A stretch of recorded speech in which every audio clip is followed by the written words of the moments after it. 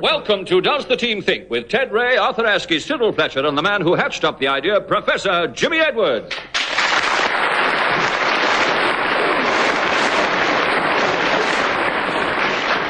And here is our first questioner, Mr. Alan Vickers. Does the team think that schools have changed for better or worse since their own school days? Thank you, Master Vickers. Here's the question. Does the team think that schools have changed for better or worse since their own school days? Well, I think that they're inclined these days to make things too easy for children, aren't they? Like school buses and things. We didn't have anything like that, did we? We had to walk. I had a bike. There was a school bus the other day, and on it said, "Approach with care, driver under the influence of children." This lad's got a nerve. Look at that haircut. I think You've never been allowed to get away with that haircut at my school, you know, my boy. I can't see your forehead. Have you got one? It looks like it'd be very useful as for a chimney sweeper. He doesn't have a haircut. Every 3 months he has his ears lowered. I bet if you search in that, you find his school cap. Jim, let's return to you for a moment. Jim, what were your school days like? I can't remember. I was drunk all the time. At St. Paul's Cathedral Choir Oh, School? steady, don't tell everybody. That altar wine is very strong, you know. Oh, dear. But, You're terrible. No, as a matter of fact, I remember the days when, I was a nipper this boy's size. How old are you, lad? 11. 11, yes. I was 11 when I was your age. Things are very different, though. You see, Boy Scouts today, you're not allowed, are you, to do something free. You have to do bob a job, don't you? No, it's 10 new pence a job now. Oh, is it? Well, we had a bob a job Boy Scout the other day, and I gave him a job to peel the potatoes, and he put down moving dustbins on the thing. And I said, "Why have you put down moving the dustbins?" And he said, "Well, my mother didn't. I don't want my mother to know that I can peel potatoes." I nearly mucked it up, didn't I? I'll tell you what have changed. What have changed considerably are the buildings themselves, because mine was like a jail. It really was. It was a red brick. As it turned out, it was a jail, wasn't it? Well, I approved of it because it was an approved school, really. No, but the windows were so high, you couldn't see. All you could see was the sky. You couldn't see. Nowadays, you've got big picture windows. I'd like to ask Master Alan Vickers a question. Alan, would you like to grow up and finish up like any members of the team? No. We haven't finished. Wait a minute. No.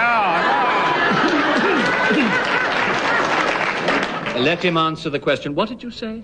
No. A headmaster can be a very great friend to you. I remember the last day I was at school, he took me to the gates and he said, "You know, I'm very glad to have turned out a boy like you. I wish I thought of it years ago." Do you call your teachers by nicknames? Because when I was at school, our headmaster, his name was Mr. Goldston, and we used to call him Goalie. And he was in love with the science mistress, and her name was Miss Balderston, and we called her Bowley. And we kids used to sing, "Holy, holy, holy, Goalie goes with bowling." Thank you, team, very much, and thank you, Alan Vickers. Thank you very much.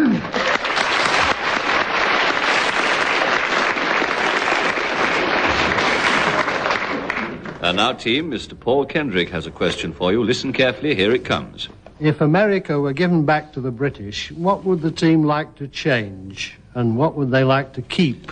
If America were given back to the British, what would the team like to change, and what would they like to keep? I would like the Americans never to have made those 20-year-old films that we have to see on the telly. It's even worse when you're in one of them. I look like a son of mine I've never met. I'll tell you one of the things that does upset me about America is everybody appears to be terribly rude to each other. They do. In fact, it's only a manner. But for example, if you get into a lift in England and there's a fellow operating it, when you get out on the 4th floor, you say thank you. They don't even bother with anything like that. They just charge out of the lift. If you go into a pub, for example, you say, "Please, may I have a pint of beer?" They say, "Give me a Coke." It's the word "gimme" that I don't like. You should give them a lump of coal and get your own back. Actually, they don't mean to be brusque, they just seem to be. He's known as Gimme Edwards. And if I've said anything to offend any Americans, I take it all back because who knows, I might want to work there. Of course, the old fallacy over here is that the Americans boast a lot, don't they? Like the fellow was taking an American round Covent Garden. He said, "What are those things there?" He says, "They're watermelons." He says, "Watermelons?" He says, "We've got grapes that size in America." And he says, "What are that you got there?" He says, "Pumpkins." He says, "Pumpkins? Why, he says, we got apples as big as those in America. He says, how do you account for all that? He says, climate, my boy, climate. Anyway, they went walking round, and eventually they came to the post office tower. And the Englishman said, what do you think of that? The American said, well, that is really something. That is very high, I must admit. And the English fellow said, well, of course, one thing about that, they've got no lifts in that whatsoever. He says, no lifts? How do you get to the top? He said, climate, my boy, climate. I don't believe a word. Another one of these Americans and the Englishman, you know, having a boast about which is the biggest. American sailor says that my ship's so big that when the admiral goes round the deck, he has to go round in an automobile. And the Englishman says, blimey, he says, my ship's so big, well, the galley's so big, the cook has to go down into the Irish stew in a submarine to see if the potatoes are done. I prefer the Cockney accent to the American, as a matter of fact. It is the most difficult accent to imitate, and of course they don't think they've got an accent. A American said to me in a lift one day, in Hong Kong, funny enough, I have travelled, you know. There was room for two of you. He had endured my performance, and he said, I really did enjoy that act of yours. He said, say, what kind of an accent is that you got? And I said to him, so this is English, you have the accent. Good for you, Jim. That was tantamount to an evil. That's the way to win American friends, isn't it? Jim, could you be quite honest with us and tell us how honestly do Americans react to you? To me personally, you personally, that goddamn limey with a mustache. They don't understand a word I say. I was in a show not so long ago in London, and it was one of those shows with Eric Sachs where I had lived a lot, and there was a fellow asleep in the first row, the front row of the stalls. And I stopped the play, and I said to his wife, give him a nudge, wake him up. And he woke up, and I said to him, where are you from? He said, Nevada. I said, go back to sleep, you won't understand a word that's going on. Thank you, team. Thank you very much, Mr. Paul Kendrick. Thank you very much.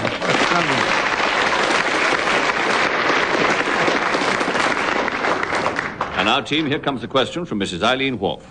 Does the team think the nursery rhymes of our childhood are now out of date, and could they suggest some modern ones?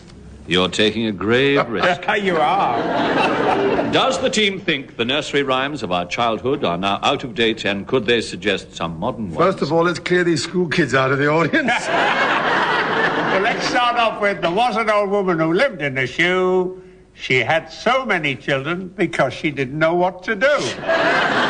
Well, there was an old woman who lived in a shoe with more kids than she could handle. When they'd grown up and all gone home, she moved into a sandal. I think they could be rewritten. Open house, they call that. They were so stupid, weren't they? I mean, little Jack Horner sat in the corner eating a Christmas pie.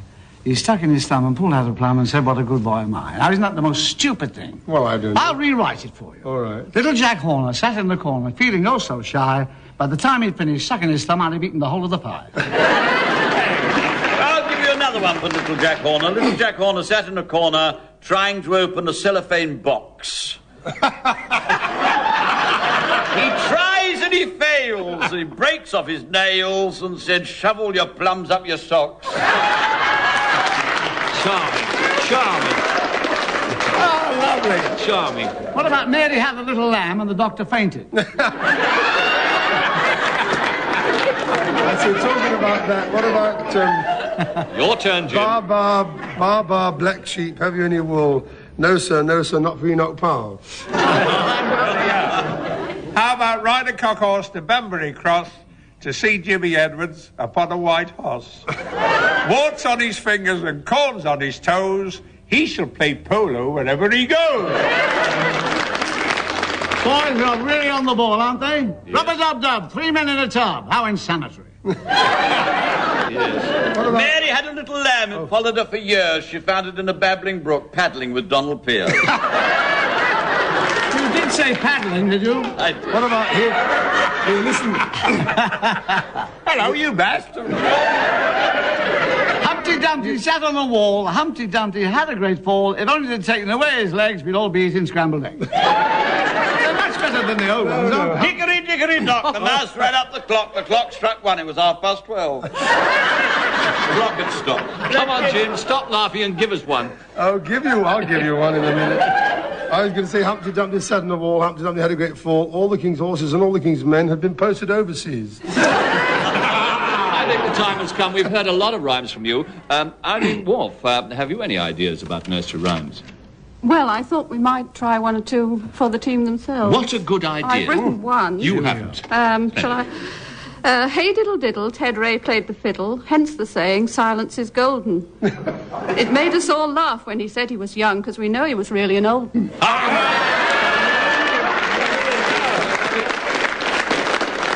For the uninitiated, that Olden is my real surname. That's very clever. We all know That was his maiden name. Congratulations. How about little Miss Muffet sat on a tuffet eating her curds and whey. There came a big spider who sat down beside her. Now she's in the Family Favourites programme every Sunday. Jack and Jill went up the hill to get a new gas cooker. Jack fell down and broke his crown and busted his bazooka. This goes on forever, doesn't it? Yeah, marvellous. Was a young lady called Nellie who came over big on the telly because the camera lens made a mess of her ends and did funny things to her makeup. They should be shortened, I think, all these, don't you? Ring a ring a Little rose. Jack Horner sat on a corner. B.O.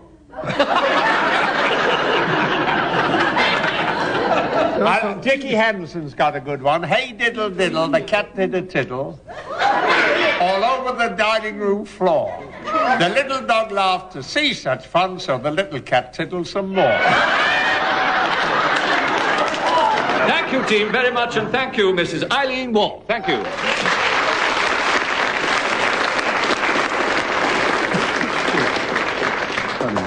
Ladies and gentlemen, it is now time to meet our special guest. Time to meet comedy writer, panel game personality, the man who put some of the best words into my word. A warm welcome for Dennis Norden. Welcome to the program, Dennis. And put that notebook away, Dennis. Not likely. Have a seat, and let's hear your question, please. Do the team do it themselves, or do they pay a man to do it for them?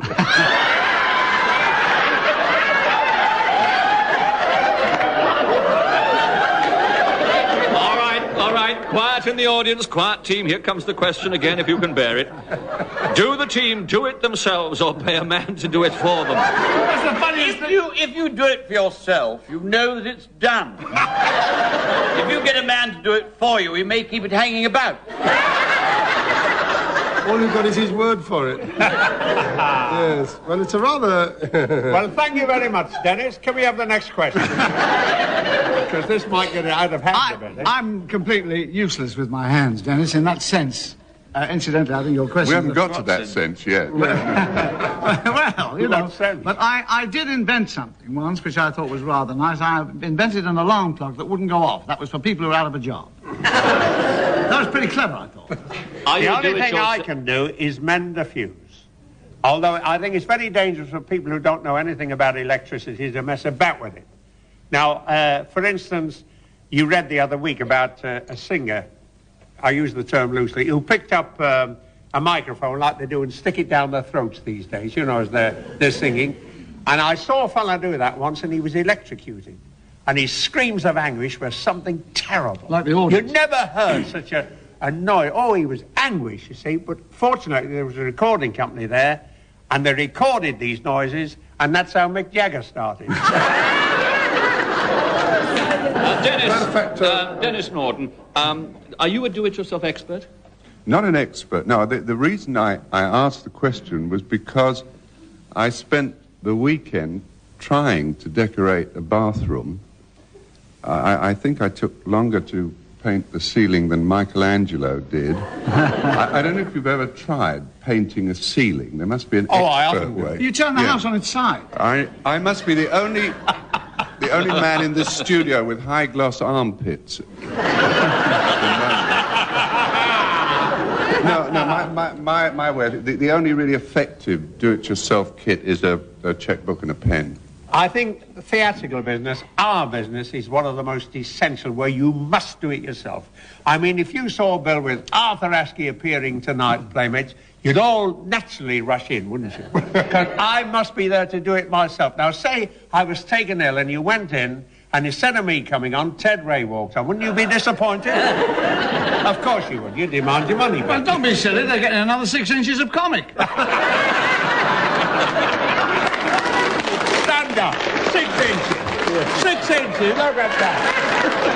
No, I tell you, heels on. I like the electricity thing. Let's get back to the question. There are some things, of course, that you can only do yourself, aren't there? Yes, like... Well, there's only one Like thing you can growing a do yourself. moustache. Ted Ray. I was going to say that they've invented a marvellous thing now. It's a new hearing aid. There's no plug, no batteries or wires. It's just a card you hang around your neck and it says, speak up! Dennis Norden, you, I know, have worked for many years with these gentlemen here at one programme or another. You must have got to know them pretty well. Just supposing you had to give Jim a job, is there any sort of job you might give him or suggest he could do? Well, anything bar comic, I should... I know he's not very good in that sort of technological line. I can remember once where on his farm there was something wrong. Again, I think it was in the bathroom. And he went along to those plumbers' supplies places and he said, I want 2 pipes for the bathroom. And the chap said, well, do you want them male or female? And Jim said, I just want to repair a leak. I'm not breeding.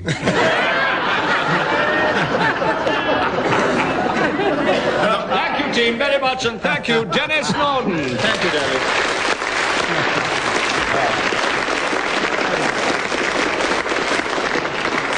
And now, team, here comes a question from Mrs. C.P. Rawlings. Hello, Mrs. Rawlings. Your question, please. Does the team think they are good at recognising a voice? And how did they react on hearing their own for the first time? Does the team think they are good at recognising a voice, and how did they react on hearing their own for the first time? Well, when I heard my voice for the first time, all I said was, "Aga, aga." And I didn't know what it meant either. And he was only 15 years old. But, you know, it's a strange thing, my dear, this question, and it's very true. The first time you hear it, it is unbelievable. Cannot believe that it's you. Shattering. When I was young, I had a lovely soprano voice. In fact, I sang soprano so long, people were beginning to talk. Jimmy sang soprano in the choir, didn't you, Jimmy? I was 8 years a soprano. Yeah. But you see, one's voice, like a lot of other things, drops, you know. Acid drops. No, it does. Like prices. Except for Prices, yeah. I remember that boy called Prices. He's never dropped. But, you know, it is true to say, now, I have actually got a record of my voice in 1943, I think. I'm forever blowing up. I did a broadcast in, I think it was about 1943, about the war. I was in the Air Force. It was a very serious talk about Arnhem or something. Yes. And I read about it. It was in all the papers. Yes. How long were you in the Air Force? How long was it since you've been in the Air 5'10" Force? he was. Oh, shut up. You're trying to make it... I'm just trying to say, this. I've still got this record, and if ever I played it, the voice is about 4 or 5 notes higher, for example. Yeah. And the diction isn't so good, and, of course, not so funny. I love the way Jim tried to stop you talking about the Air Force. Yes, I went down to his... when were you in the Air Well, Force, he Jim? wears his ribbons on his pyjamas. When Pontius was a pilot. That's what you wanted me to say. But Mrs. Rawlings doesn't look as if she knows anything about voices at all. Let's find out, Mrs. Rawlings. Do you know anything about... I heard Mr. Edwards sing for the first time. It was a terrible shock, wasn't it? I went to see your show. What, The Maid of the Mountain? Oh, it was you that was in, was it? Well, now, give me You had to pay twice as much for a seat behind a post. Darling, give me like a piece of peel. Give me a candid opinion. That was good. Well, I liked it. I've got a kind of a gravelly voice, darling, but when it's raised to the right level, it's rather lovely, I think. I thought you were very well cast. I mean, cast. I wish he was. He gets plastered every night anyway. Listen. Is he the brigand chief? Overhead the moon is beaming. That'll bring rain. Oh, Jim, no wonder it came off. That's what the bishop said to the actors. You can't be fooled by a voice, because I've spoken during the past 2 years to a beautiful lady's voice. She's on the phone. She sounds marvellous, you see. Yes, yes. And I had occasion to go in the office last week, and she's like a centre-half for Barnsley. You can't go by the voice at all. Do any of you ever put on a voice when you're answering the telephone? Well, the man rings up every day on my phone. I don't know how he got the number because it's ex-directory. Insulting messages all the time. And, you know, he must be crazy because we're not even on the phone. And in any case, I couldn't possibly do what he suggests. It's ridiculous. Now you're back to do-it-yourself questions. But do any of you seriously change your voices when you answer the phone? I've tried unconsciously. It. It's a failure because they say, Mr. Edwards, why are you trying to change your voice? Thank you, team, very much, and thank you, Mrs. C.P. Rawlings. Thank you, Mrs. Rawlings, very much. And now, team, putting a question is Mr. N.H. Flockton. Hello, Mr. Flockton, your question, please. What will members of the team probably do on their first day of retirement? What will members of the team probably do on the first day of their retirement? I'll tell you what I shall do. I shall start my first farewell tour. I know what I should do. I know what I should do. I should go and visit the other three in the old men's home. And I'll be pleased to see you, Ted. Now, the day I give up the business, I shall just lay there while my relatives make the funeral arrangements. I want a nice, quiet funeral myself. You have upset me. This retirement question, after this particular program, I think it might be tomorrow. So I better hurry up and make my plans. I think I'd like to vegetate for a little and try and grow a reasonable moustache. I think what I got at the moment is rubbish. I want to get something really going. What do you mean? You can't go any longer And I think than that. what I will do is stop shaving my chin and see if I can really disappear. Why don't you grow a beard and join a nudist camp and you can be the one who goes out for the milk? It isn't that long. The beard, eh? We're now talking about the beard. Dear. As a matter of fact, I've got more hair on my back than I got on my chin, you know. Really? So I wouldn't mind which way I was facing. You ought to see Jim's back. It looks like an explosion in a mattress factory. Ted, have you ever contemplated retirement? He has Yes, I have. retired. He only works once a week, Ted. No, I'm working considerably less than I used to work so hard. And 2 years ago, I played 2 theatres in the same week and did 3 broadcasts, regular broadcasts and shows in the same week, and it's not worth it. And so as you get a little older, and I can wait, as you get a little older, you begin to take things a little easier. And at the end of the year, you're not half so worried with those terrible tax problems. All I want is enough to live on. Don't try and make an excuse for the fact that the public have gone off you.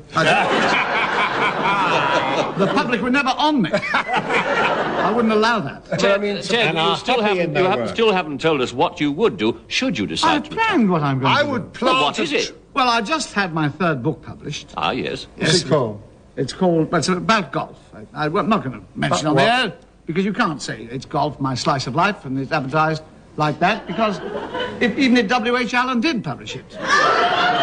And they have. At £1.25. And I said, really, £1.55. £1.55. And I went into a station as long as we I got a free copy. I asked for a copy of the book, and they said it sold out. Did they really? I said, what, both of them? Then I paint, you see. I paint men and women. You don't? I do. On doors? Over doors. Obviously, Ted, you're not going to tell us what you would do on your I'm first day. telling you the truth. I'd write and paint.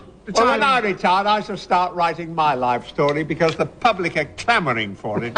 Have been since Disraeli It's had bound to be a digest. All right, team, I'm going to ask Mr. Flockton a personal question. Mr. Flockton, have you retired?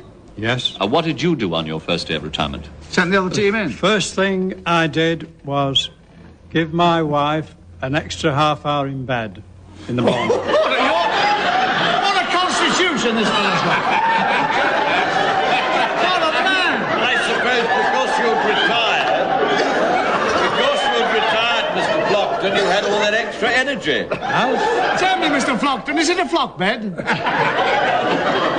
I must say that's After that, wait a minute. It being Monday, the first day of my retirement, it was washing day.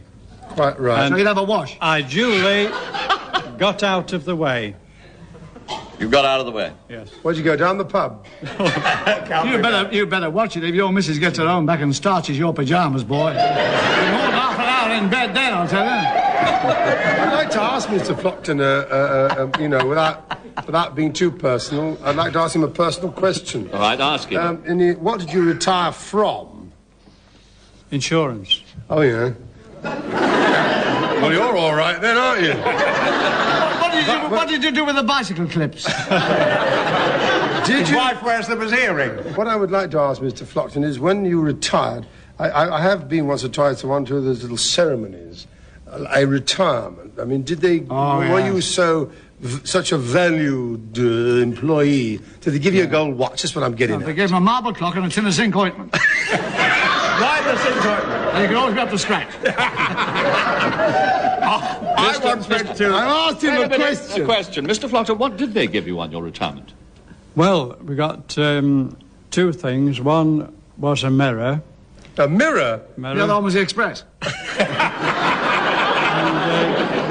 the other one was a pewter set with all the different things that go with the... For drinking? They knew what you were going to do in your retirement. I tell you what, with Mr. Flockton, we've only got as far as Monday. What happened on Tuesday? He went back to work.